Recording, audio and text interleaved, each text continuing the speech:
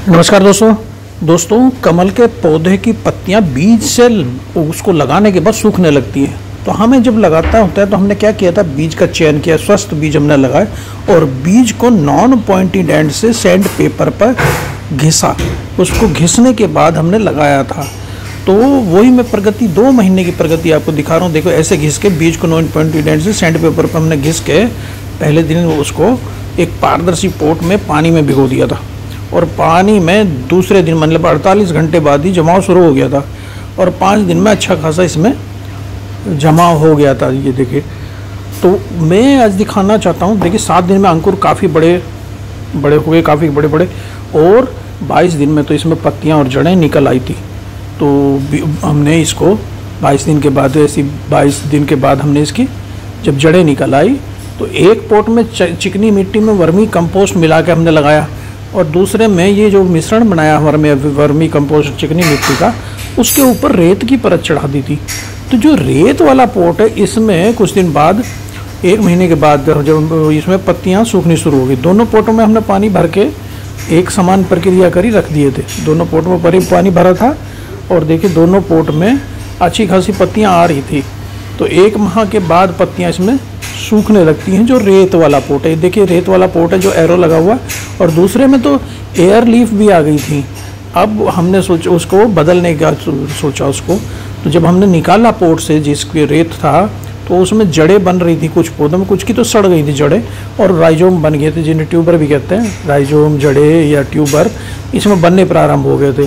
तो ये 3 पौधे जो हमने 6 लगाए थे, 3 पौधे उसमें बचे थे, उनकी जड़ें पुनः हमने चिकनी मिट्टी में रोप देने का निर्णय लिया। तो हमारा, क्योंकि हमने बड़े पोट में, एक छोटे पोट में लगा रखे थे 6 पौधे, तो उसमें काफ़ी जड़ें, काफ़ी ट्यूबर, काफ़ी रोइजो बन गए थे। तो अब इसी छोटे पोट में हमने फिर से वर्मी कंपोस्ट और चिकनी मिट्टी ये मिला के इसका मिश्रण तैयार कर रहे हैं। देखिए हम ये, और इसमें ये हम सोच रहे हैं कि इसी में लगा देंगे, लेकिन हमने सोचा कि बार बार जड़ों को डिस्टर्ब ना करके एक्चुअली इसको अम्लीय मिट्टी में लगाना चाहिए। अम्लीय मिट्टी होना चाहिए। अगर आपकी मिट्टी में पत्तियां सूख रही हैं तो आप मिट्टी को बदल दीजिए उसको, और तालाब की चिकनी मिट्टी मिल जाए तो वो ले आइए।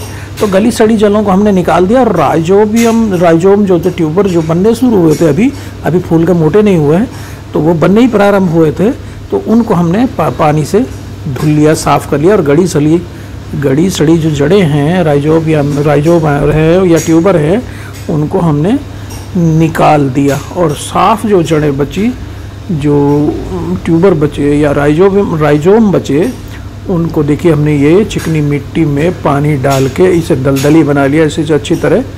क्योंकि कमल जो है ना कीचड़ में खिलता है, तो इसको तैयार कर लिया। अब इन राइजोम को, या जिनको हम ट्यूबर कहते हैं, या जो जड़ें हैं, इनको ये जो पोट हमने तैयार किया ना, इस पोट के हम चारों तरफ, ये क्योंकि गहराई में ना बढ़ के चारों तरफ फैलते हैं, तो इसको चारों तरफ इस पोट के, जो छोटा पोट है, इसमें लगा देंगे। तो आप इसको पोट में भी लगा सकते हैं। पोट के चारों तरफ राइजोम को ऐसे फैला देंगे, चारों तरफ फैला के लगा देंगे। थोड़ी थोड़ी जड़ों के ऊपर मिट्टी डाल देंगे, हल्का हल्का सा इनको मिट्टी में दबा देंगे। तो इसको भी ऐसे भी लगा सकते हैं, या डायरेक्ट आप बड़े पोट में, जिससे वो ना हो, मिट्टी डिस्टर्ब ना हो। तो आज मैं दोनों तरह से आपको लगा के दिखा रहा हूँ। ऐसे छोटे पोट में लगा के और फिर बड़े पोट में पानी भर के उसमें रख दीजिए, या आप डायरेक्ट सीधे बड़े पोट में भी इसको लगा सकते हैं। और उसमें यह है कि आपको बार बार जड़ों को डिस्टर्ब करना नहीं पड़ेगा। तो आप दोनों तरीके से, दोनों मेथड से इस काम को कर सकते हैं। तो देखिए ये हमारे 6 पौधे में से 3 पौधे की पत्तियां जल गई थी, उनकी जड़ें भी सड़ती। तो जड़ों को, वही बता रहा हूँ कि जड़ों को डिस्टर्ब ना करना पड़े, इसलिए आप बड़े पोट में भी इसे लगा सकते हैं, या छोटे पोट में रख के बड़े पोट लगा के फिर उसमें बड़े पोट में रख सकते हैं।